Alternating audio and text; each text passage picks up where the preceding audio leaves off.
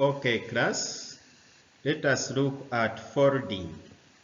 It is also one of the internal landforming processes, just like the way we looked at warping. And under this lesson, we want to define folding, and we look at a folded rock structure with its parts. So what is folding? Folding refers to the bending of the crustal rocks. There is a key word that must not miss in the definition: the bending of the crustal rocks. That is folding. It is a process in which crustal rocks bend due to compressional forces, which means folding is largely caused by compressional forces, forces which push towards each other. When folding takes place, part of the rock structure bends upwards and another part of the rock bends downwards. Formation of parts like a crest. What is a crest on a folded rock structure? A crest is an upfolded rock structure, upfolded.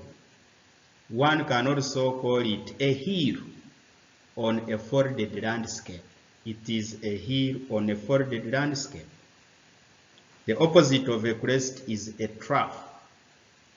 This is a down folded rock structure. It is a down folded rock structure, just opposite to a crest.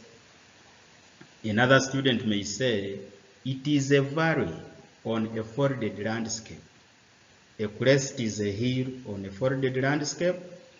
A trough is a valley on a folded landscape, which means after upwarping or after bending upwards, a crest is formed, and after bending downwards, a trough is formed.